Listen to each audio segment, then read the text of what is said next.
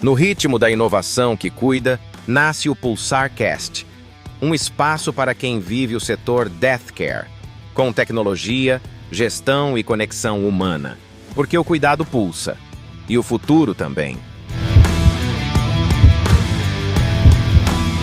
Olá pessoal, bem-vindo a mais um episódio do PulsarCast. O nosso episódio hoje é muito especial, com uma pessoa muito relevante do nosso segmento, e eu quero fazer aqui uma pequena introdução de quem que é o nosso convidado. Claro que eu vou dar a palavra para ele também, poder compartilhar aqui.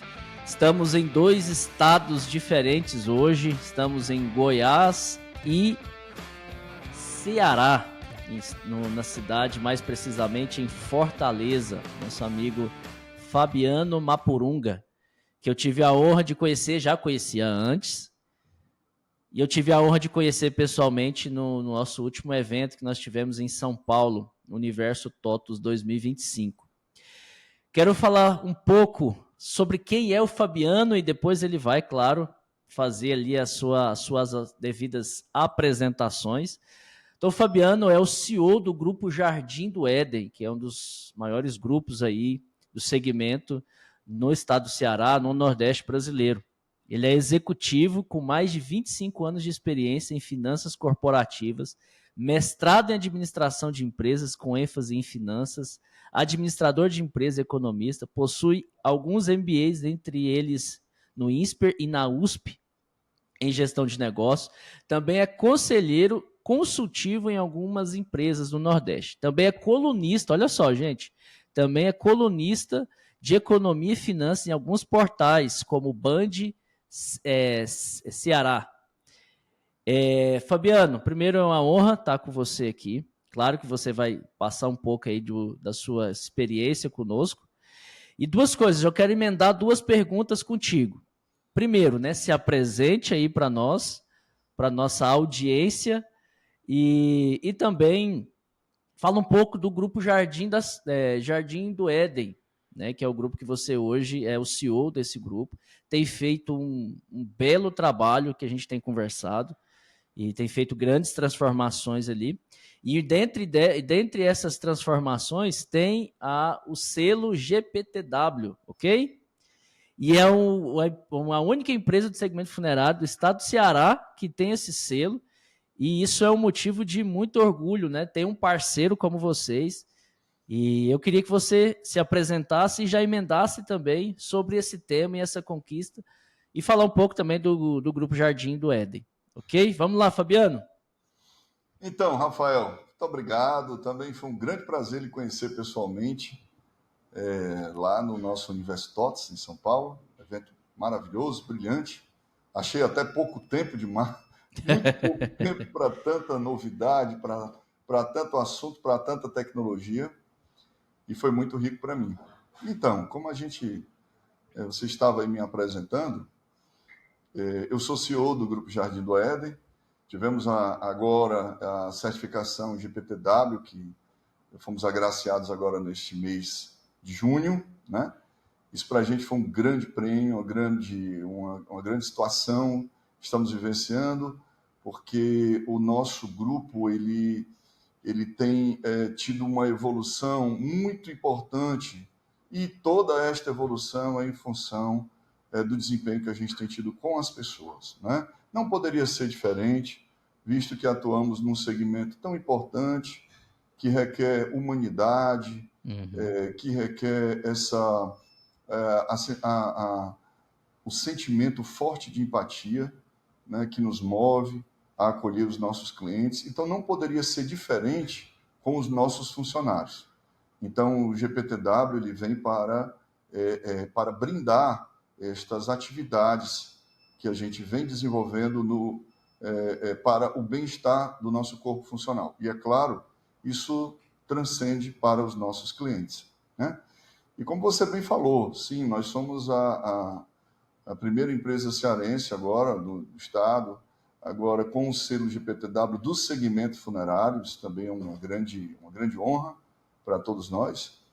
E nós estamos vivendo momentos muito importantes aqui no ano de 2025, a exemplo deste convite que você me fez agora, de estar aqui neste podcast, para tentar aqui trocar um pouco de conhecimento neste segmento que agora nós abraçamos e tentaremos fazer o melhor.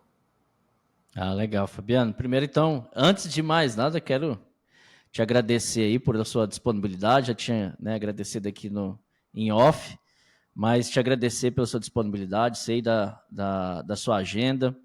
E para nós para mim é uma honra estar aqui com você, bater um papo com uma pessoa tão relevante, com conhecimento, que eu acredito que vai ser bem, né, profundo o que nós vamos falar aqui hoje, e de muito valia para o segmento. Então, vamos entrar no nosso tema, vamos entrar na nossa discussão aqui hoje, que é modelagem financeira. Para quem não sabe, o Fabiano, ele já foi até piloto, né, Fabiano? Entrar dos bastidores. O Fabiano já foi piloto, já fez muitas coisas aí, né? E agora também no segmento funerário. E Fabiano, quero começar com essa primeira pergunta para você. Você tem experiências aí com vários segmentos e como que tem sido para você atuar no segmento funerário e fazer esse trabalho que você tem feito, né, de profissionalização, de mudanças que têm acontecido no Jardim do Éden? E aí eu queria entender com você, assim, como que tem sido, né, cara, ter trabalhado com banco, ter trabalhado com outros segmentos e agora com o segmento funerário. Diz aí para nós. Rafael, todo segmento ele tem os seus desafios e as suas peculiaridades, né? Uhum. Claro que na vida a gente vai acumulando experiências. Eu costumo até pensar que a vida é como se fosse uma revistinha em quadrinhos, né? A gente vai tendo lá o quadrinho das experiências, a gente vai tendo, cada experiência a gente vai montando um quadrinho diferente. Sim, eu participei de vários outros empreendimentos, de vários segmentos, desde bancos, agronegócio, indústrias da área de confecção, e outros segmentos que a gente operou, tanto como executivo direto, como CEO, como CFO em algumas posições, em outras posições agora também como conselheiro de outros segmentos, até na área de transporte também. Uhum. Mas o que eu posso dizer a você, quando a gente olha essa heterogeneidade de segmentos, é que existe uma espinha dorsal eu posso até falar que ela permeia todos os segmentos, independente de qual seja ele. É um assunto transversal, que é a gestão de pessoas, tá?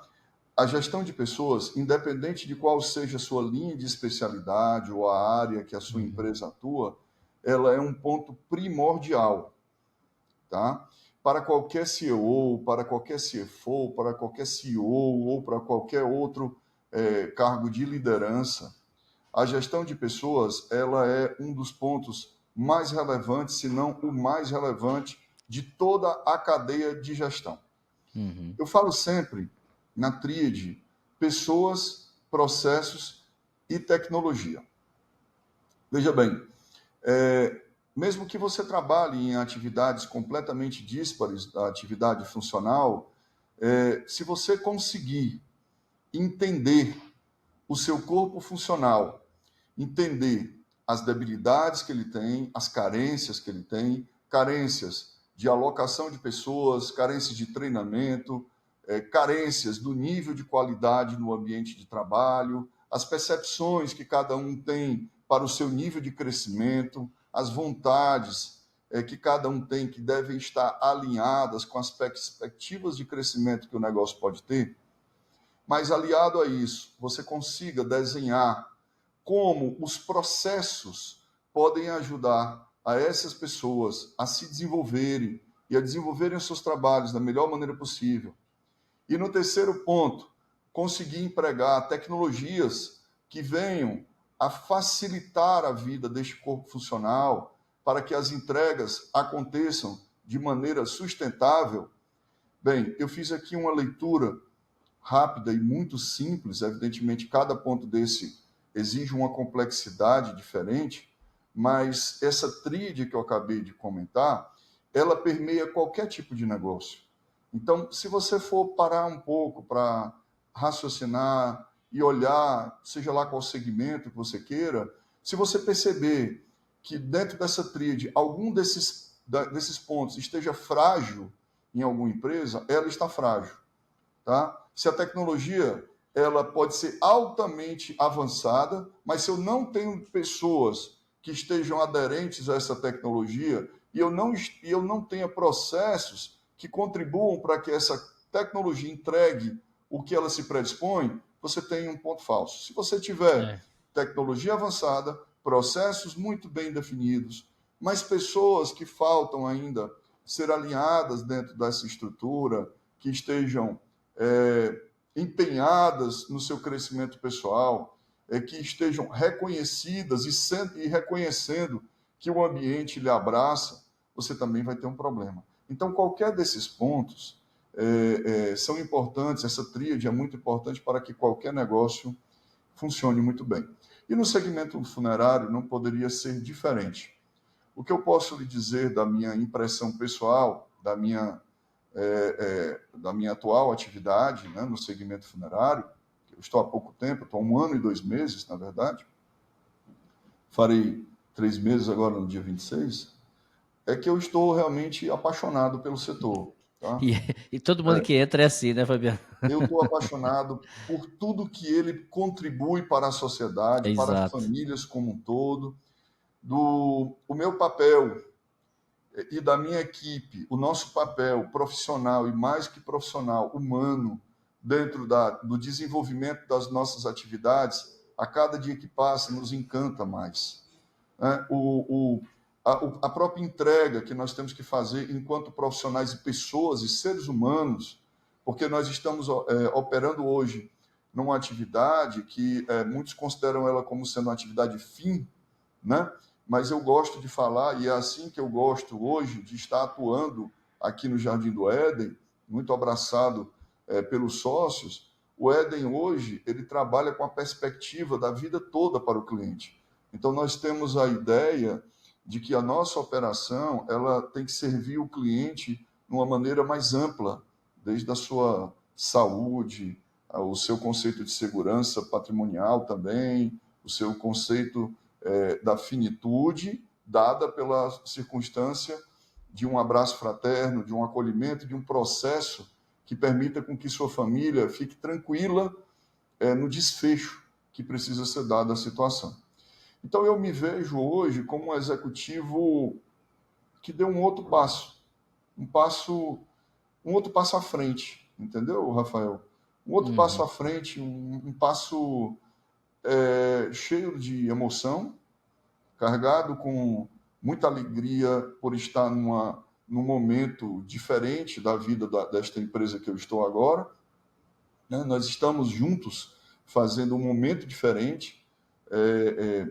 Você vê o fato de nós estarmos há 1 ano e 2 meses e temos um selo GPTW na magnitude que com toda a complexidade que se tem para chegar aos indicadores exigidos, isso reflete um trabalho corporativo muito forte, um trabalho corporativo de engajamento, né, das pessoas e também de reconhecimento e acreditação. Né? Acreditação. Nós usamos muito a palavra empatia no nosso dia a dia, da nossa atividade do segmento, e essa palavra ela vem do fundo do coração. É isso que eu estou me sentindo. Eu estou me sentindo com a minha empatia aflorada enquanto executivo, né? Com uma missão muito nobre, de conduzir o grupo que eu estou hoje de uma maneira humana, de uma maneira sustentável, mas sempre observando o bem-estar dos nossos clientes, tanto externos quanto internos. Espero ter podido responder aí. Não, sim, com certeza. E eu acho que um ponto importante que você cita, só uma dúvida, são quantos colaboradores hoje o Jardim do Éden? 158. 158, né? E um ponto que eu vejo que você citou dessa tríade, né? Que é pessoas, processo e tecnologia, Muitas vezes as empresas elas confundem a gente que trabalha com projetos, com sistemas e tudo, que às vezes só a tecnologia vai mudar tudo. E aí se cria uma expectativa errada, né? E aí o ponto que você cita que é importante em qualquer projeto que você vai fazer é esses três pilares, né? Pessoas, processo e tecnologia. Um vai complementando o outro e aí sim você vai ter sucesso, né, nessa escalada de profissionalização do negócio e tudo mais. Fabiano, o que é o nosso tema hoje, né? O que é modelagem financeira? O que é essa modelagem financeira para o segmento? O que você indica como algo importante a se pensar quando você fala de modelagem financeira? Bem, Rafael, o termo modelagem financeira é um termo moderno, tá? Para dialogar sobre a importância de você conseguir arquitetar, estruturar uma composição de ferramentas financeiras em prol de uma visão de eficiência de caixa da empresa, de eficiência de estrutura de capital dessa empresa, né?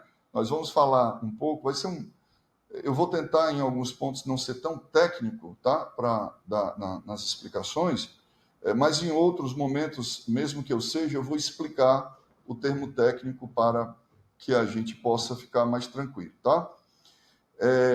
Estrutura de capital, começando pelo termo, esse termo ele se refere a como é composto o capital da empresa. Composto como? O capital da empresa, ele pode ser composto por capital de terceiro, por capital próprio, só por um ou só por outro, ou pelo mix dos dois, tá? Em percentuais diferentes ou percentuais iguais. Mas essa estrutura de capital, ela é interessante você compreendê-la para que você entenda o nível de alavancagem financeira que a sua empresa tem. A alavancagem financeira é o volume que essa empresa tem de capital de terceiro arrolado dentro da sua operação. Quando você tem esse nível de conhecimento, de entendimento, de maturidade sobre o seu negócio, né? Como é que está estruturado o capital do seu negócio, você redunda na importância de se conhecer alguns indicadores, como, por exemplo, é importante você saber quanto está a relação do ROA, que é o retorno dos ativos, sobre o VAC, que é o custo do capital do terceiro, né? Quando você tem uma empresa que está alavancada demais, ela está muito tomada de capital de terceiro, e o VAC, que é o custo desse capital, está superior à taxa de retorno dos seus ativos, a empresa enfrenta ou poderá enfrentar problemas com a sua rentabilidade, né? Porque ela está tomando um capital mais caro e volumoso dentro da sua estrutura. Isso pode impactar no seu resultado. Pode não, irá impactar no seu resultado. Repete, né? Os dois, ROA e VAC. Isso. O ROA é o retorno dos ativos da empresa e o VAC, que é WACC, é o custo do capital de terceiro. De uma maneira simples aqui, para a gente exemplificar, imagine que uma empresa toma um capital no valor de R$1 milhão a uma taxa de 1,9, tá? E que ela tem um retorno de ativos na ordem de 1,4, de 1,5. Fazendo aqui um exemplo bem simplório, tá? Pelo exemplo, você percebe que o custo do capital de terceiro ele está elevado em relação ao retorno dos ativos dessa empresa. Evidentemente, não é só esse ponto que tem que se avaliar. Eu estou fazendo essa breve introdução para que a gente entre no conceito de modelagem financeira e daí eu faço uma exploração um pouco mais objetiva. Porém, o único e simples fato de você entender a estrutura de capital, ele é um elemento vital, mas não solitariamente importante. É preciso ser composto com outros indicadores que a gente vai ter que levar em consideração, como, por exemplo, o endividamento líquido que a empresa tem com relação ao seu EBITDA, tá? O endividamento líquido, você vai calcular pegando todo o seu endividamento, trazendo ele para valor presente descontado a uma taxa de oportunidade da operação e subtraindo isso daí do seu, do seu caixa livre. O caixa livre é todas as contas de disponibilidade de caixa, algum investimento com liquidez D0, D1, o que tem nas contas bancárias a descoberto, a disponibilidade de outros investimentos ou mesmo os caixas das outras empresas que você tem. Então, quando você deduz o seu endividamento desse caixa livre, você tem o seu endividamento líquido. E aí você vai colocar isso sobre o seu EBITDA e você vai calcular um fator. Esse fator, vou dar um exemplo aqui. Um fator de 2, por exemplo, vai significar que o seu lucro operacional tem capacidade de cobrir o seu endividamento em 2 anos, tá? É muito importante avaliar os indicadores em conjunto, tá? Eles não podem ser...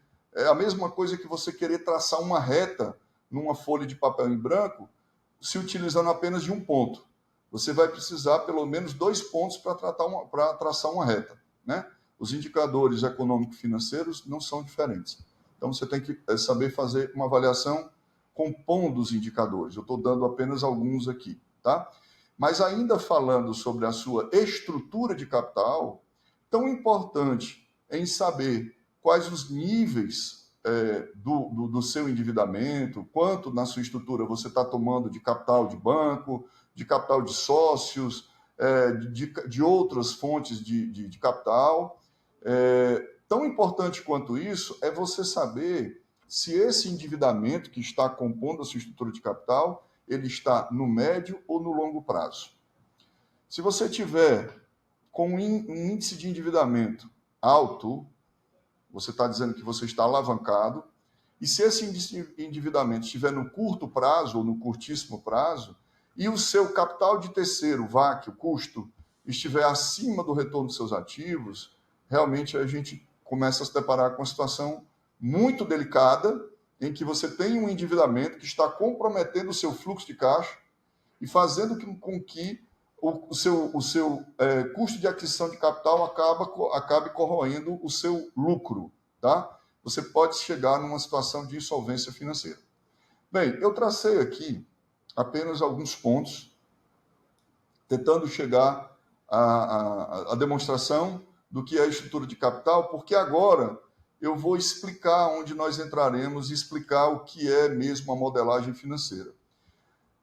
Porque uma empresa que conhece a sua estrutura de capital e, evidentemente, para tanto, conhece o seu endividamento, conhece como é que estão os seus índices de rentabilidade e de lucratividade, que são duas coisas diferentes. Você ser lucrativo e você ser rentável são coisas diferentes. A lucratividade é o lucro líquido sobre o faturamento. E a rentabilidade é o lucro líquido sobre o investimento. São coisas díspares, tá? São coisas díspares, tanto economicamente quanto financeiramente falando.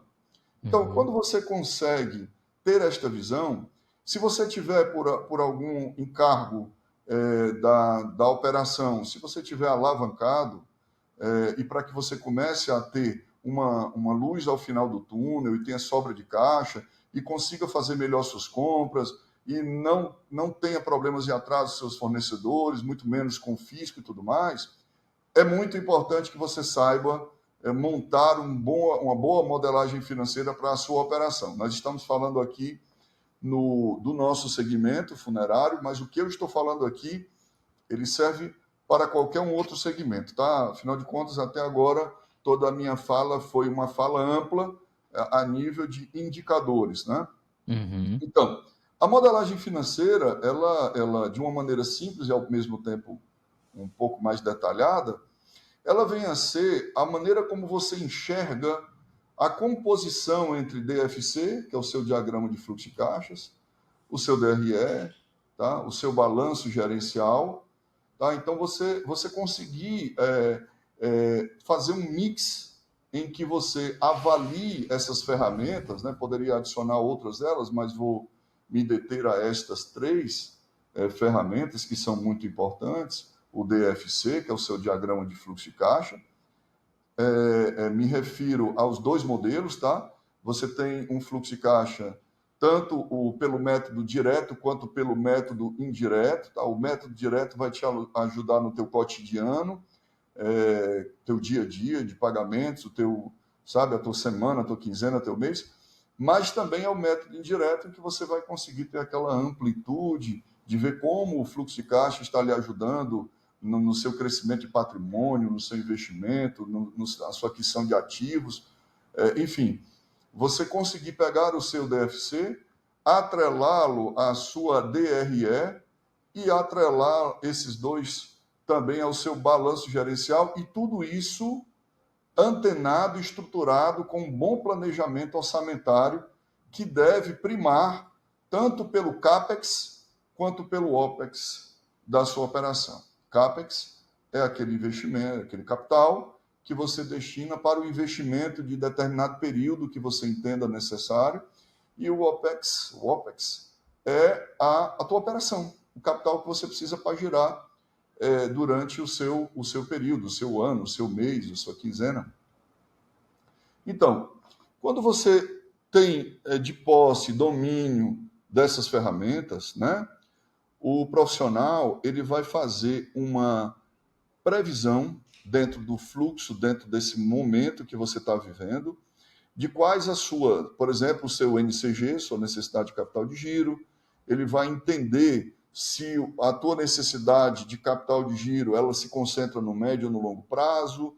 Geralmente, se você tiver planos de investimento, porque é muito difícil você crescer sem investir, então você vai ter que fazer um bom plano de investimento, e às vezes fazer um plano de investimento quando você está com deficiência de caixa se torna mais complicado, mas quando você consegue estruturar a sua modelagem financeira de uma maneira que você perceba que você tem um default de caixa, tá? Então você consegue calcular, olha, eu estou com um default de caixa no valor de X milhões aqui. E aí, para tanto, eu vou ter que conseguir montar uma operação, uma estruturação da minha operação financeira. Aí eu entro em outros 3 conceitos muito importantes, que é o conceito de ciclo financeiro, o conceito de ciclo operacional e o conceito de ciclo econômico. Então, a empresa tem que ter o entendimento do seu ciclo financeiro, do seu ciclo operacional, do seu ciclo econômico, porque de posse desse conhecimento, você, e somado a todo o entendimento das ferramentas que eu acabei de falar, você vai conseguir arquitetar uma maneira, estruturar uma maneira de conseguir diminuir ou zerar, ou ao invés de sair de um déficit de caixa, você passar a ter um superávit de caixa. Importante citar também, Rafael, eu estou falando de uma maneira geral, tá? Eu estou falando para empresas que podem estar apresentando problemas de default de caixa, como eu estou falando empresas que podem estar apresentando um superávit de caixa. Você tem que saber o que fazer com a sua sobra de caixa, de uma maneira que o capital não fique parado, que ele trabalhe também para você, mas que também você não procure fazer investimentos que travem esse capital. Por isso que é importante você conhecer o seu ciclo financeiro, né? Porque quando você conhece o seu ciclo financeiro, e vamos dizer que você esteja atuando no ciclo financeiro em que seu prazo médio de recebimento é maior do que o seu prazo médio de pagamento. Então, quando o seu prazo médio de recebimento é maior do que o seu prazo médio de pagamento, significa que você está financiando o seu cliente, né? Então, quando você está financiando o seu cliente, você acaba tendo defaults na previsibilidade de caixa, e você tem que construir uma modelagem financeira que lhe permita não estar afeito a certos probleminhas que podem aparecer em datas em que esse recebimento atrase mais. O sentido inverso, quando você tem um ciclo financeiro, quando você tem um ciclo financeiro em que o prazo médio de recebimento ele é menor do que o prazo médio de pagamento, você tem uma situação um pouco mais favorável. Afinal de contas, você passa a receber antes de estar pagando. Só que você também tem que saber trabalhar nesta situação, porque ter superávit de caixa não significa exatamente que você está fazendo um trabalho coerente. Você, como eu acabei de falar, você tem que saber o que está fazendo com esse capital que está excedendo o seu caixa para você conseguir fazer trabalhar a seu favor, né? Ao passo que ele não pode ficar travado, né? Porque você pode ter uma necessidade extraordinária que não esteja prevista na sua operação e esse caixa superavitário pode lhe ajudar. Bem, eu fiz uma explicação bem ampla, tá, Rafael, do que vem a ser uma modelagem financeira e os objetivos dessa modelagem financeira. No nosso segmento funerário, boa parte do faturamento, tá? Boa parte do faturamento das empresas funerárias, pelo menos no conceito da nossa operação, ela vem de planos funerários e planos de jazigos, tá? Então, ela vem da recorrência. É muito importante aí, como não poderia deixar de ser, os cuidados que se tem que ter com a inadimplência, evidentemente, os cuidados que você tem que ter com a sua negociação com os bancos no que concerne as taxas administrativas de cartões.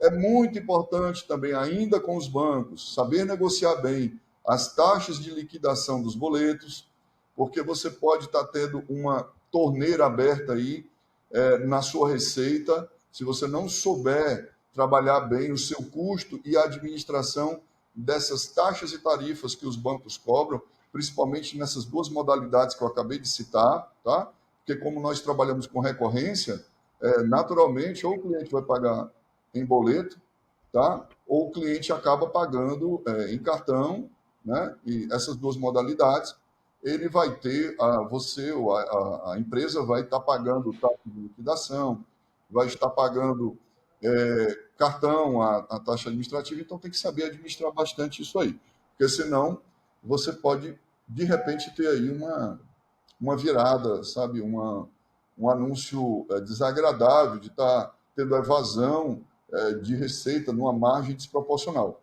Então, o nosso segmento, que tem esse peso tão forte da recorrência, tem que ter um cuidado todo especial com a cobrança, tá? Para não escorregar ali na inadimplência, que não é uma inadimplência tão baixa do nosso setor, tá? Muito importante também criar mecanismos para diminuir a elasticidade dos nossos produtos.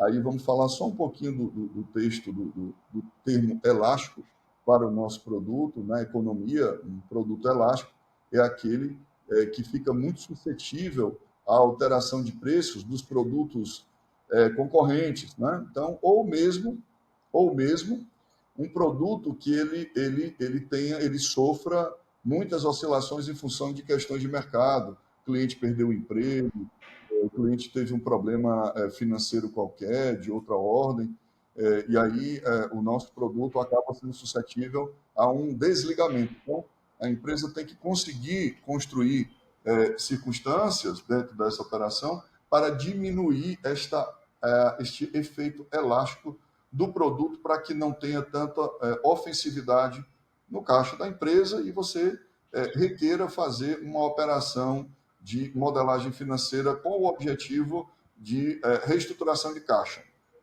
Consegui me fazer entender até agora, Rafael? Claro, claro. Sempre, tô anotando tudo aqui, ó. Tô aprendendo bastante aqui. Fabiano, você trouxe ali os conceitos e tudo dessa modelagem. Um ponto que eu queria ver contigo. Vamos lá, vamos pensar num cenário de um grupo funerário, que o segmento funerário ele até tem a sua característica de nem vamos dizer em todos os cenários, mas ele acaba sendo, por mais da inadimplência, ele acaba sendo ali saudável financeiramente, porque a margem ela costuma ser mais alta ali um pouco do que um outro segmento convencional. E aí, uma coisa que eu queria ver contigo, assim, vou começar um processo de profissionalização do meu negócio. Como que vamos começar pelas finanças. Como que eu começo a minha modelagem? Né? Quais são os passos práticos ali para que eu comece a modelar financeiramente meu negócio? A gente estava no Universo, a gente teve um momento, né? A gente chama de tracking, para falar sobre indicadores para o segmento. Né? A gente estava com a participação do João Pedro, do Grupo Digna, e ele cita um ponto importante lá, que é justamente o seguinte: olha, quando eu começo a olhar os meus indicadores, é igual eu aqui, ó. Eu não estou enxergando nada, eu não consigo ler seu nome aqui, Fabiano, aqui no nosso negócio aqui.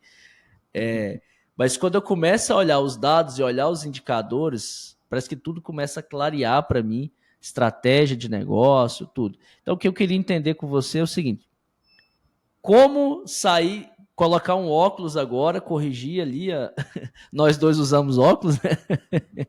Então, como que a gente faz isso?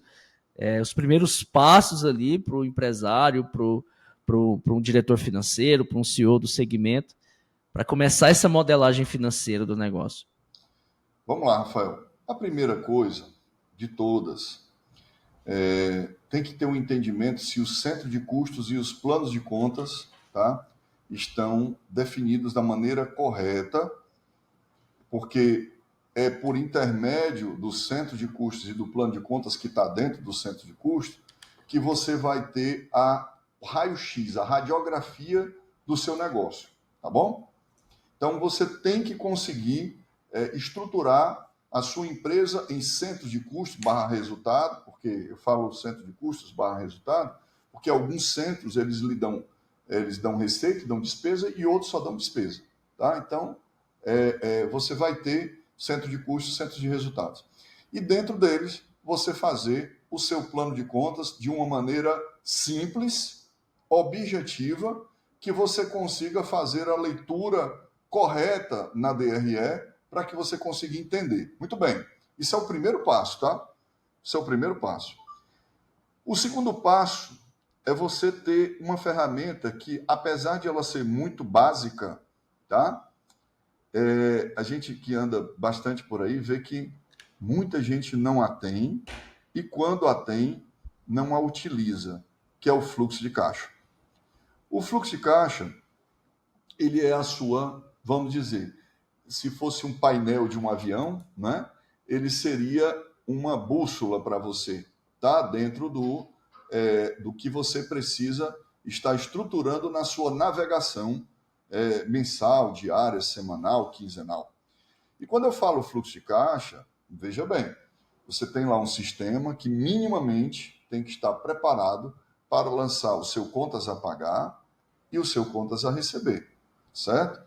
Você já tendo este sistema, tendo lançado seu contas a pagar e seu contas a receber, nos devidos centros de custos, nas contas dos planos de contas corretos, você terá a possibilidade de minimamente ter um fluxo de caixa com periodicidade diária, semanal, quinzenal, mensal, com a periodicidade que você bem entender. Então, você tem que ter um fluxo de caixa. Esse fluxo de caixa, também você tem que ter o cuidado de ter aliado a ele um bom planejamento orçamentário. Por quê? Porque no planejamento orçamentário, aliado com aquele centro de custos e o plano de contas que eu ora falei, ele vai dizer quanto é que você pode gastar em cada área para que você obtenha o resultado que você desenhou no período anterior ao ano corrente. Então, nós estamos falando do planejamento orçamentário e nós estamos falando do fluxo de caixa. E agora, ainda voltando para o fluxo de caixa, você tem que não só saber fazer os lançamentos efetivos, mas você também tem que saber fazer os lançamentos provisionados. Existe uma diferença entre a provisão e a previsão. Então, vamos imaginar, estamos agora no ano de 2025, como de fato estamos, e nós estamos no mês de outubro, e nós deliberamos que o nosso planejamento orçamentário será feito agora em outubro. Concluímos, fizemos o nosso planejamento orçamentário com as áreas, alinhados com o que o grupo societário espera de resultado, desenhamos, alinhamos, e a gente já sabe o caminho que teremos que traçar. Agora nós vamos ter que lançar as provisões, tá, de todas as contas que nós já temos orçadas. E essas contas vão se tornando em previsões quando você receber ela na realidade. Então, você imagine que você provisionou que gastaria no mês de janeiro de 2026 R$19 mil de energia no seu cemitério. Tá? Você provisionou que gastaria R$22 mil em março. Você provisionou que gastaria R$20 mil em abril e assim sucessivamente até o final do ano. Isso é provisão. Tá? Então, como também você fez uma provisão dos possíveis recebimentos com base na sua média de recebimento histórica e na sua venda que você tem feito. Desse jeito, você agora tem a possibilidade nas mãos de ter um fluxo de caixa provisionado. Então, com isso, você já consegue olhar lá na frente, ver se você vai ter necessidade de capital, quais as estratégias que você vai ter que traçar para reaver um capital de algum período que você vai ter um déficit de caixa, mas também você vai conseguir prever aqueles períodos que você vai ter superávit de caixa e já planejar o que pode ser feito a nível de investimento. Só que quando você começar a receber, o ano entrou, já entramos agora em 2026, e você provisionou 19 mil para janeiro e recebeu a conta. Recebeu a sua conta de energia. Agora ela passará a ser prevista e não mais provisionada. Você vai lá no sistema e altera. Você provisionou 18 mil, ela deu 19 mil, ela deu 18.500. Então, você vai lá e altera.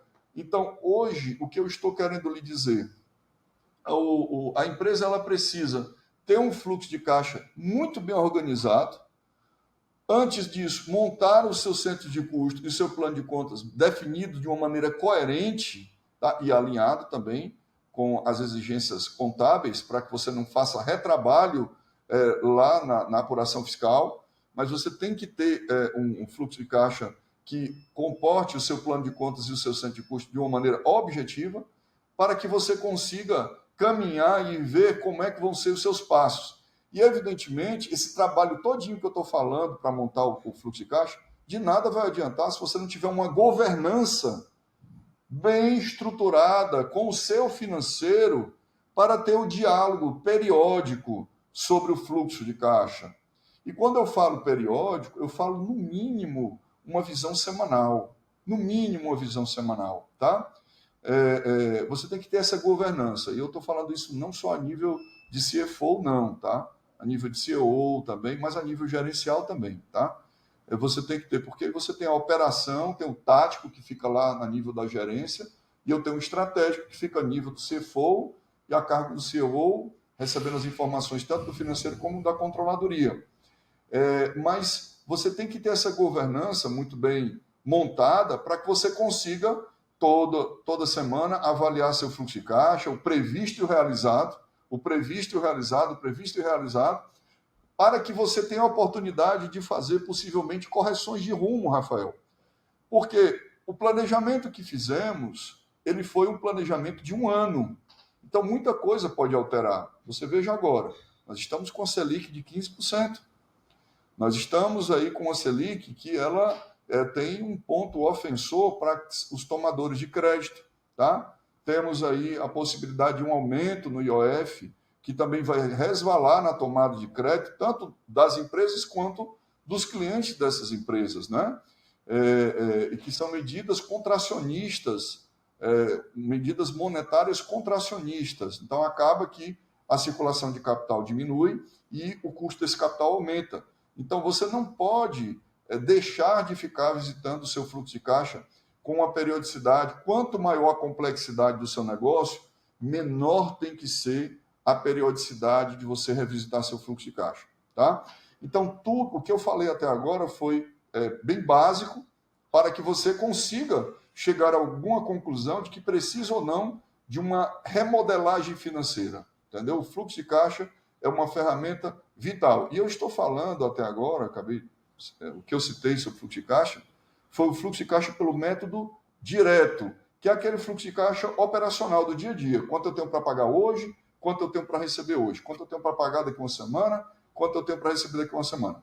O fluxo de caixa pelo método indireto a gente usa mais para planejamento estratégico, para planejamento de aporte de capital, de aumento ou redução de ativo, entendeu? Eu estou me referindo a esse cotidiano. Estou sendo claro aí, Rafael? Está indo bem? Ótimo, ótimo. Tá sendo ótimo, Fabiano. Como eu falei, tô anotando tudo aqui, né? Então, só para ver se eu entendi, tá, Fabiano? Ó, então, o primeiro ponto, né? Revisitar e estruturar seu centro de custo, centro de resultados, com E o seus plano de planos de contas? conta e o plano de contas. E aí sim você começar a olhar, né, de forma correta seu fluxo de caixa. E aí essa visitação desse fluxo de caixa, ela tem que ser olhar o fluxo de caixa diário, semanal, mensal. E em contrapartida a isso, ter um orçamento muito bem definido. Ter um orçamento muito bem definido e revisitar esse orçamento. Quanto maior a complexidade do negócio, menor você tem que olhar, menor o período você tem que olhar o seu fluxo, o seu orçamento. Menor é o intervalo de tempo que você Intervalo. tem que revisitar o seu fluxo de caixa barra orçamento. Uma coisa muito importante também, Rafael, é a sua conciliação bancária diária. Tá? Isso é um dos pontos mais relevantes do processo do fluxo de caixa. Por quê?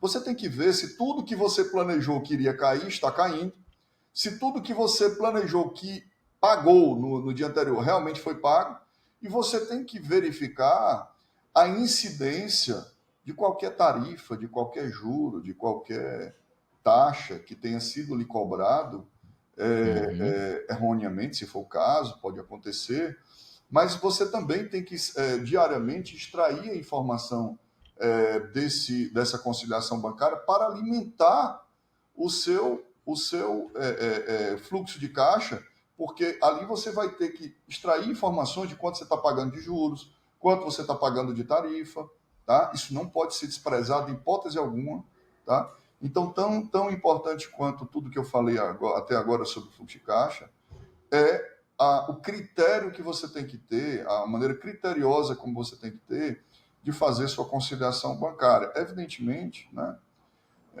o nosso sistema, o que a gente adotou, está adotando agora, ele tem uma conciliação automática. Tal. O fato de ter uma conciliação automática não tira a nossa responsabilidade de avaliar esta conciliação diariamente. Ele apenas tira aquela força motriz que nós somos economizados de ter, não é? De ir lá, lançar no detalhe e tal, tirar. Já é feito de uma maneira automática, porém você tem que ir lá e checar tudo que foi feito. Hoje, com o Open Finance, né, que o Banco Central lançou, então hoje você consegue ter a integração de visão entre os bancos, né, permitindo com que os bancos consigam ofertar serviços e produtos que você tem na concorrência daquele banco, porque ele está conseguindo, você está dando para ele a oportunidade de ele ver o que está acontecendo, mas isso não tira a responsabilidade do gestor financeiro de dar uma atenção detalhada, minuciosa às ofertas que ele tem recebido dos bancos, tá? Para ver se elas são apenas uma oferta de meta para ser batida pelo banco ou algo que ele realmente entendeu que encaixa com a sua operação. E tudo isso ele vai conseguir extrair também das conciliações, tá? Então é muito importante o processo de conciliação bancária. Eu sei que muitas pessoas, muitas empresas ainda do nosso segmento... E tem empresa que negligencia isso, né? Você olha que tem empresa Rafael, que... na verdade, negligenciar o fluxo de caixa é um dos piores males de qualquer empresa, tá? Empresa que ela pode ter lá um sistema... Você falou agora, né? Algumas empresas acham que implantando um bom sistema, um sistema de nome, um sistema que rode em grandes corporações, esse sistema vai resolver tudo. Na verdade, o sistema pode ser uma ótima ferramenta, mas se ele não tiver pessoas qualificadas, pessoas que estejam alinhadas, que estejam treinadas para fazer a manutenção dos dados, porque o sistema, a gente fala muito hoje, estou puxando aqui agora uma veinha, que foi muito comentada, né, no Universtotes, que era IA para cá, IA para lá. Mas o que ficou muito relevante para mim, todas as colocações, em todos os trackings que eu participei lá, falando sobre IA, foi que não existe IA sem dados. Tá? Se não tiver dados, e esses dados muito bem organizados, a tua IA vai ser burra, não vai ter nada para aprender. A IA é a capacidade de aprender com o quê? Com o dado. Muito bem, do mesmo jeito é o financeiro. Se você não tiver os lançamentos feitos de forma disciplinada, ornamentada, o cuidado em colocar na conta do plano de contas correto e atrelar isso ao centro de contas correto, se você não tiver esse cuidado, e mais, depois disso tudo, checar o seu fluxo de caixa, usá-lo como uma ferramenta de cabeceira mesmo, tem um livro de cabeceira, o fluxo de caixa vai ser sua ferramenta de cabeceira, né? Se você não utilizá-lo dessa maneira, você vai estar exposto a um risco muito grande de estar batendo. Você falou agora, Rafael, do nosso segmento, tem uma característica de margens altas, tá? Olha, eu sou muito mais cauteloso ao falar esta afirmação, porque tudo depende muito de como você está estruturando o seu negócio, tá? Uma coisa é falar do negócio, outra coisa é falar da empresa. Quando você fala do negócio, por exemplo, se a gente tiver falar negócio de extração de petróleo, é um negócio. Mas se você for falar daquela empresa de extração de negócio, eu posso estar falando de uma coisa, eu posso ter um comportamento que aquela empresa que está no segmento de extração de negócio de petróleo completamente diferente da ideia de resultado que o segmento pode expressar. Então, nós podemos ter, o nosso negócio ele tem uma cadeia de insumos muito pequena, a cadeia de insumos do nosso negócio é muito pequena, o que de uma maneira ou de outra tem um lado bom e tem um lado ruim, tem um lado bom que a administração desses insumos é mais simples, o lado não tão bom assim é que, do ponto de vista tributário, você não tem muito aonde buscar reduções por conta da cadeia ser muito pequena. Mas sobre o negócio, plano funerário, plano de jazigo, negócio funerário, ter altas margens, eu faço as minhas reservas, porque negócio é uma coisa, a empresa é outra. Tá? Então, eu me preocupo bastante, eu converso com muitas pessoas do segmento, a gente tem dialogado muito com muitos colegas aí, que eu acho muito bacana essa troca que está acontecendo agora, muita gente nos buscando, eu também buscando para aprender, né? Eu sou um eterno aprendiz da vida, né? De tudo, por isso que é bacana a gente estar em vários segmentos. Mas eu tenho visto a dificuldade que as pessoas têm em ornamentar, ou ordenar, melhor dizendo, as suas informações para simplesmente ter um fluxo de caixa que lhe permita dizer se você tem ou não condições de absorver uma obrigação financeira. Às vezes tira uma conclusão muito simplista, né, Fabiano? Sem avaliar efetivamente a estrutura, se está correta, igual você falou, todas essas dicas que você trouxe para nós, né? Então você fala que é margens altas, mas não olha para a fundo. Isso. Né? O que de fato. E às vezes, até por se pensar que essas margens são altas, tá fazendo distribuição ali para os sócios e tudo, não negligencia isso. Mas no fundo tá. O buraco está aumentando, né? Perfeito. Então... E assim, Rafael, eu vou mais básico ainda, tá? Vou mais básico ainda. Existe um terminho em contabilidade, barra finanças, chamada margem de contribuição, tá? Uhum. A margem de contribuição, de uma maneira ampla, ela é o lucro líquido menos o custo variável, tá? O grande objetivo da margem de contribuição é superar o custo fixo. Deu para entender isso? Sim. Então, por exemplo, por que eu estou falando isso aqui? Porque grande parte dos empresários não sabe quanto é a margem de contribuição dos seus produtos barra serviço. Logo, não pode me dizer se está ganhando ou não dinheiro. Então, você entenda uma coisa. O nosso segmento é um segmento muito similar aos seguros, tá? Então, inclusive, nós temos o o nosso segmento ele poderia tranquilamente seguir a mesma régua atuarial dos seguros.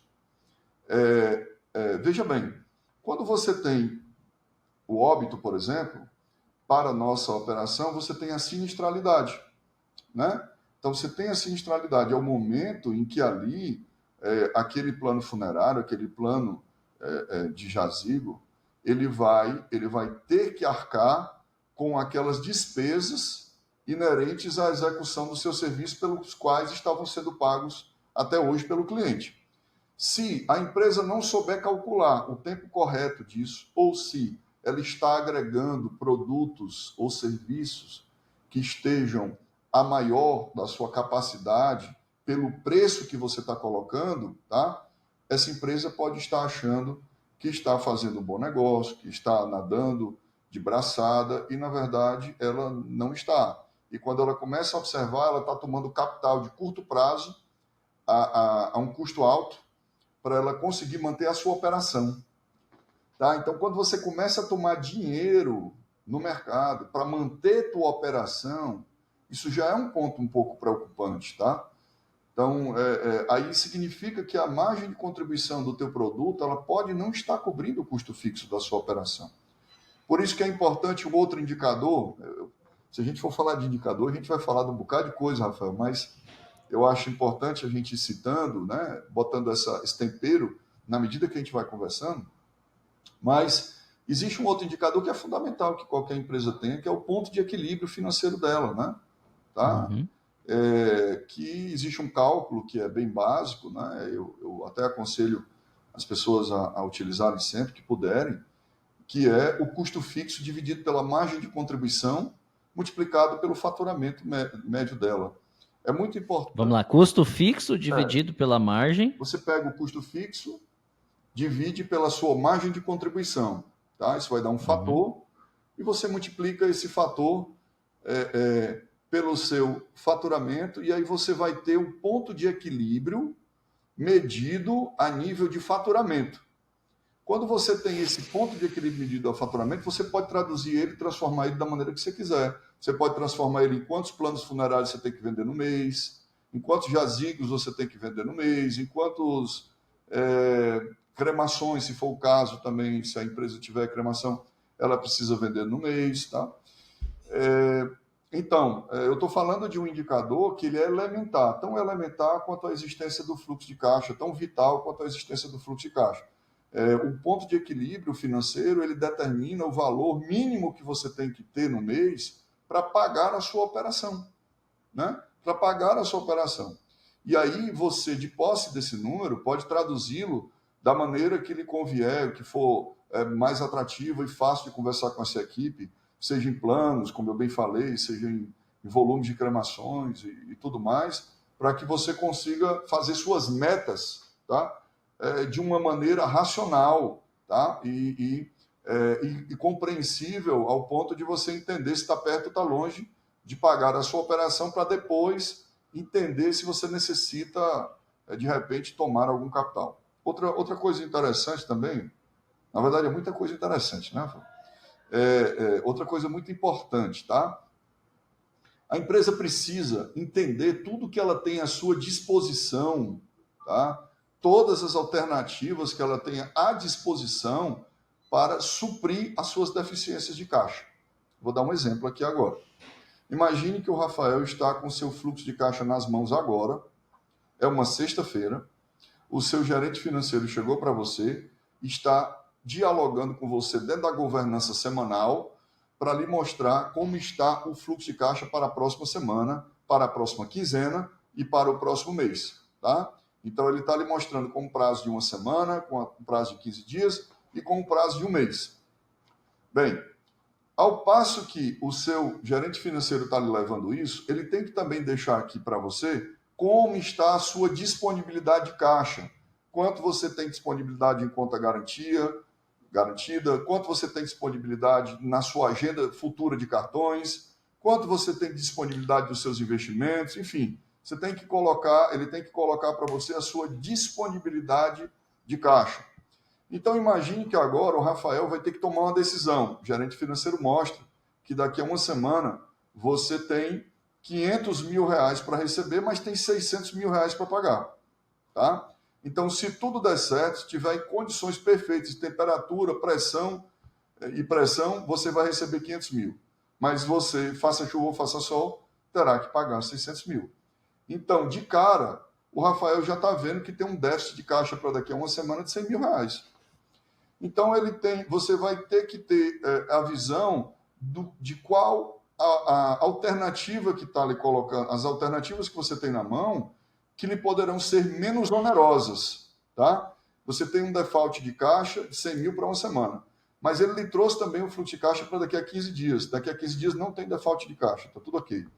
E daqui a um mês também não tem default de caixa. Você só vai ter default de caixa daqui a alguma semana. Bem, você pode alterar, você pode recorrer à sua conta garantida. E como você sabe que na outra semana você vai ter superávit, você pode ir até ela e cobri-la, porque sobre a conta garantida você vai pagar o IOF quando você toma, e você vai pagar os juros pro rata pelo período que você está tomando. Se você está tomando 7 dias, você vai pegar a taxa, vai dividir por 7 e vai multiplicar pelo que você tomou, dividir por 100, é o que você vai pagar de juros. Tá? Então tem lá essa alternativa. A outra alternativa é você ir lá no investimento que você tem, por exemplo, você tem um CDB em D0, ou você tem lá um fundo qualquer, que não está um momento tão legal, mas digamos que você tenha. E aí você tem a alternativa também de ir lá e fazer o saque daquela reserva que você tem lá na aplicação. Enfim, você vai ter que ter maturidade, tá, de gestão para entender quais as suas alternativas. Ao contrário, digamos que ele vê e mostra que para daqui a uma semana você não tem déficit de caixa, mas para daqui a 15 dias você tem. Tá? Então, de repente, a conta garantida já não se tornou tão interessante, porque um prazo de 15 dias já é um prazo um pouco mais forte, né? Você está passando de 10 dias, já vai pagar uns juros a metade da operação, então tem que entender se é uma boa alternativa. De repente, você tem uma agenda futura de cartões, você vai calcular, é importante, quando você for pensar em antecipar cartão, você tem que pensar em 2 taxas que você tem no cartão. A taxa administrativa e a taxa de antecipação. Porque, na verdade, você tem um efeito aí bem pernicioso quando você antecipa cartão, porque você tem sobretaxa, uma taxa sobre a outra.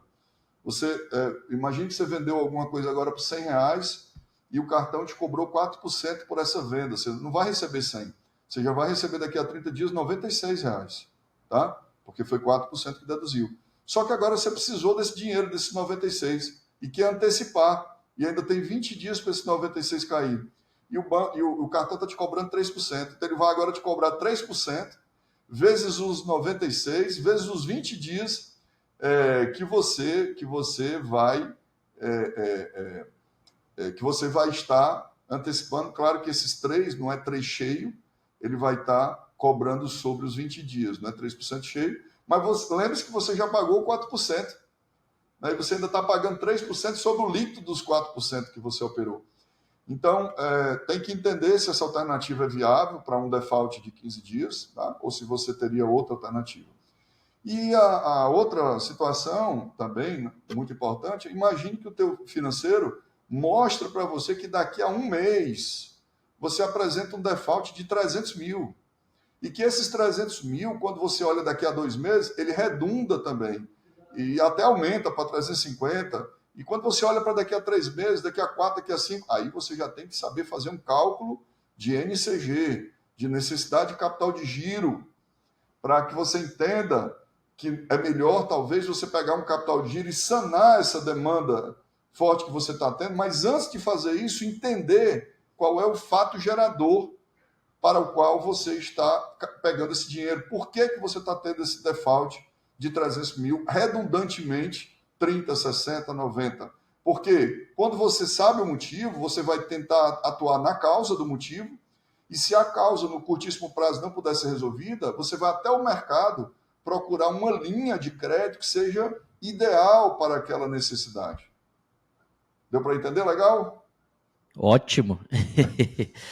Gente, foi uma aula aqui hoje. Acho que a gente poderia ficar horas e horas aqui, né, Fabiano, conversando, e nós vamos fazer isso mais vezes, tá? Já deixo aqui o meu convite para os próximos. Vamos fazer uma série aqui de podcasts sobre finanças para o segmento. E vai ser uma honra aqui, já fica o convite, tá? Depois nós vamos conversar mais sobre isso. Tá bom? Tá certo. Fabiano, para a gente partir para o final aqui do nosso episódio, uma coisa que é importante, né? Que a gente até já deu um briefing inicial disso aqui, mas se você puder contar para nós, assim, claro, não sem necessidade de detalhamento disso, né, de questões internas, mas a partir do momento que você entrou dentro do segmento, qual foi sua jornada? Eu sei que vocês têm atingido números muito importantes aí. Qual tem sido a sua jornada? Desde quando você pegou e você entrou, né, no grupo Jardim do Éden, de profissionalização, de tecnologia e os resultados ali que vocês têm atingido já, né, do segmento. O próprio selo faz parte disso, né, o GPTW. Se você puder compartilhar conosco. Claro.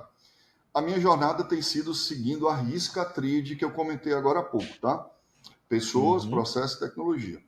Evidentemente, quando a gente assume uma operação nova, a gente respeitosamente tem que procurar entender o histórico desta organização, como ela chegou até aqui, o histórico das pessoas que compõem esta organização, procurar entender como estão formatados os departamentos desta organização, ou seja, procurar entender a lógica funcional do Jardim do Éden. Esse foi o meu primeiro passo. Então, eu tive que procurar entender como o Jardim do Éden hoje, antes da minha chegada, né, ele estava caminhando, tá? A nível de pessoas, a nível de processos, a nível de tecnologia. Paralelo a este conhecimento, porque aí foram muitas conversas, mergulhando mesmo nos departamentos, nos setores, evidentemente tivemos que formar uma equipe, tá? Uma equipe de gestão alinhada com os nossos ideais de operação e alinhadas com o planejamento estratégico que o próprio grupo já tinha definido, que o planejamento estratégico, quando eu cheguei, ele já tinha sido realizado, então a gente tinha que colocá-lo em prática. Então, após fazer essa imersão em todas as áreas, e eu falo de imersão mesmo, eu fui compreender, Rafael, como funcionava o Campo Santo, tá? Eu estou falando mesmo de pôr a mão na massa e até lá entender qual era a realidade dos enomadores, como era a funcionalidade de cada um. Fui entender como é que funcionava o cemitério como um todo, desde a jardinagem ao Campo Santo, ao crematório, entender a produção dos jazigos, entender mesmo como era feito os cronogramas de obra, tá? Entender toda a infraestrutura que teria à minha disposição para gerir, né? Quais as deficiências dessa infraestrutura e como eu poderia ajudá-los. Fazendo o mesmo nos outros departamentos, como a funerária, tivemos que também fazer uma imersão na funerária para entender a importância do trabalho dela, como era a condução, como ela se relacionava com o cliente, o que ela ofertava. E as áreas do corporativo, né? O comercial, evidentemente o financeiro, a controladoria, a área de TI, enfim. Nós tivemos que mergulhar em todas as áreas para que a gente fizesse um infodiagnóstico justo, tá? Evidentemente, não poderia demorar muito nesse infodiagnóstico. Então, nós demoramos aí mais ou menos uns 2 meses nessa imersão mais profunda. Ao passo que, na sequência, nós fizemos um mergulho bem bacana, detalhado, na carteira dos nossos clientes, tá?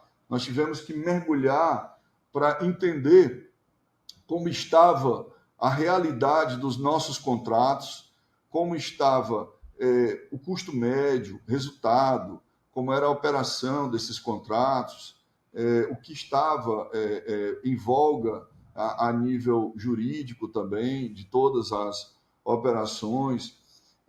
Então, outro passo muito importante foi conversar com todos os stakeholders que nós temos, né?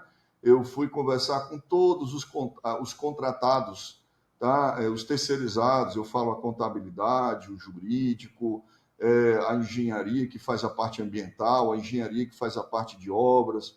Então, eu tive que conversar, fazer um entrelaçamento entre todos eles para entender toda a atividade que eles têm, o que eles têm entregue para a organização como um todo, para que eu pudesse definir a qualidade dos serviços deles, entendendo como eles operavam para a nossa organização. Feito isso, evidentemente, a gente se depara com as questões tecnológicas, né? E aí, seguindo a tríade, como eu acabei de lhe falar, a parte tecnológica imediatamente me puxou a visão, porque precisava de uma ferramenta importante que me desse a condição de tomar decisões, ter uma visão mais clara. Então, tivemos que reestruturar o nosso departamento de TI, tá? Então, a gente deu mais corpo para a TI, né? Demos muito mais corpo a nível lógico e a nível físico e a nível pessoal, tá? A nível lógico, com softwares que estivessem à altura do desempenho que precisaríamos ter, a nível de hardware, reavaliando toda a nossa estrutura que fosse compatível com o que nós queríamos fazer, e a nível de pessoas, para entender se todos os que estavam conosco estavam alinhados com as modernidades que precisávamos instaurar. Eu não sei se cheguei a lhe falar, mas o Jardim do Éden ele era muito analógico, né? Isso é até um ponto comum de muitas empresas do segmento funerário. Ela tem um certo tradicionalismo na cobrança do cliente, no tato com os contratos, no nível de cobrança e tal. E para que a gente conseguisse evoluir com mais velocidade nos nossos negócios, a gente montou uma operação importante aqui dentro para a gente desenvolver aplicativos que pudessem dar esta velocidade e, ao mesmo tempo, esta comodidade para os nossos clientes. Então, nós lançamos, há 2 meses e meio, o nosso primeiro aplicativo chamado Meu Éden, que é um aplicativo que dá ao nosso cliente toda a vida dele aqui dentro da empresa, tanto a parte financeira dele, a parte dos planos dele, o cadastro dele. Ele tem a condição de ir lá mesmo, se quiser fazer uma alteração de dependente, ele faz, uma alteração de endereço, ele faz, um comunicado, tem a ouvidoria dentro do próprio aplicativo. Então, tem todas as nossas políticas de LGPD atreladas com a nossa estratégia também. Então, o aplicativo ele foi um grande salto nessa nossa caminhada de digitalização do Éden. Agora mesmo está sendo desenvolvido o aplicativo do vendedor, né? Em que o vendedor agora, quando for lançado, ele vai ter um equipamento na mão, que do próprio celular ele está conversando com o cliente, então ele não precisa mais andar com aquela papelada toda, ele vai lá fazer a sua proposta, vai tirar a foto que ele precisar da documentação, e depois que ele tiver tudo isso já composto, ele vai mandar para a nossa área de back-office, né, a área de relacionamento com o cliente, que fará a validação dos dados. Na sequência, essa área vai providenciar o contrato, tem um SLA para tanto, ele vai emitir esse contrato digitalmente para o nosso cliente, que vai fazer a sua assinatura digital, e após essa assinatura, imediatamente já vai alimentar o nosso financeiro, já vai alimentar o aplicativo do cliente, já vai alimentar todo o ambiente que precisa das informações com os dados do cliente, dando uma economia de tempo, uma economia de processo fantástica para a nossa operação, e também, ao passo que vai dar para o cliente, muito mais modernidade, mais conforto, mais celeridade ao atendimento dele, né? Então, feito isto, né, nós também desenvolvemos soluções para a nossa área de saque, para que o saque pudesse, quando necessário for, ter um dimensionamento mais preciso das demandas que chegam à sua mão e conseguir fazer o destacamento dessas demandas para as áreas corretas de uma maneira mais rápida, sem que o cliente fique esperando muito tempo, né? Modernizamos também a nossa URA, tá? A nossa URA hoje ela é bem mais tecnológica, onde o cliente tem acesso mais rápido, sem ficar esperando muito tempo. Afinal de contas, nós lidamos com situações bem delicadas e o cliente ele não precisa, não deve, não merece estar passando por fila, tá, para aguardar ser atendido. Então, a gente investiu pesado para que a gente conseguisse ter também uma URA mais eficaz, né, no tratado com o nosso cliente. Indo ainda mais à frente, Rafael, nesse processo todo, claro, como eu bem falei, eu tive que fazer o relacionamento com todos os nossos stakeholders, não só os nossos fornecedores, mas também alguns concorrentes, para entender o que se faz de melhor, né? Eu acho que é muito importante, Rafael, em qualquer ponto da nossa vida, nós temos um pouco de simplicidade, né? Eu não vou nem falar humildade só, mas simplicidade no que a gente vai fazer e ter um pouco mais de humildade para conseguir reconhecer também, quando alguém está fazendo alguma coisa melhor, você lá entender, tá? De repente você está trazendo, não está reinventando a roda, vai ganhar tempo, tá? E vai entender o que outras pessoas estão fazendo de bem feito, para que a gente também consiga empregar, talvez não exatamente igual, mas no sentido, tá? Então também foi um trabalho, é um trabalho contínuo isso, né? Desse nível de conhecimento, dessa troca, para que a gente possa trazer sempre coisas melhores, tá? E no mais, Rafael, eu sempre gosto de dizer, como já falei em outros podcasts, que a figura do CEO, na minha visão, claro, na minha simples visão, é a figura de um facilitador. Tá? Então, o CEO, na sua essência primária, ele tem que ser um facilitador das estratégias da organização, claro, um desenvolvedor de estratégias, claro, mas um facilitador, ao passo que as pessoas que estejam colocadas nos locais corretos, treinadas e aderentes, a gente precisa ajudá-las a trabalhar de uma maneira coerente. Bem, eu acho que foi mais ou menos isso que eu tenho feito, tá, Rafael, aí o que eu estou colocando para você. Excelente, Fabiano. Fabiano, quero te agradecer mais uma vez pela disponibilidade. Nós já estamos aqui 1h16 batendo esse papo. E assim, eu sei que tem muita coisa ainda para a gente falar. E vou reiterar aqui que nós vamos fazer mais. Foi uma honra para mim. Aprendi muito. Tá? Isso aqui, eu acredito que quem chegar até aqui nesse episódio vai ter aprendido muito, vai ter muito insight para organizar a situação financeira, para fazer essa modelagem financeira do negócio. E tem tudo para ter resultados com isso. Então, quero te agradecer. Se você quiser também se despedir da turma, então fica claro. Aí com as palavras finais. Rafael, primeiro, mais uma vez, reitero o meu agradecimento aqui, e até em nome também dos sócios, né?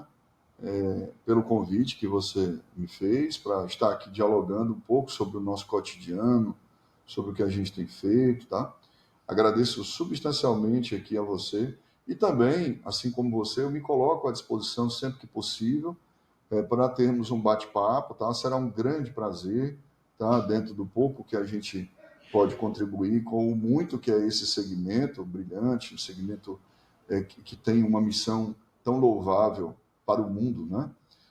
Então, isso. O que eu puder contribuir, o que eu puder estar dando ali a minha sementinha, né, de responsabilidade dentro desse processo de conhecimento, de aprimoramento, para que todos nós que trabalhamos no segmento do luto, podemos cada vez mais desenvolver os nossos negócios, abraçar melhor o nosso funcionário e assim apoiar melhor os nossos clientes. Pode contar comigo que eu estarei à disposição. Fechado. Então é isso, pessoal. Foi que encerramos agora mais um episódio do nosso podcast. E em breve teremos mais. Então, um grande abraço a todos e até mais. Até mais. Até logo. Forte abraço a todos. No ritmo da inovação que cuida, nasce o PulsarCast, um espaço para quem vive o setor Deathcare, com tecnologia, gestão e conexão humana. Porque o cuidado pulsa. E o futuro também.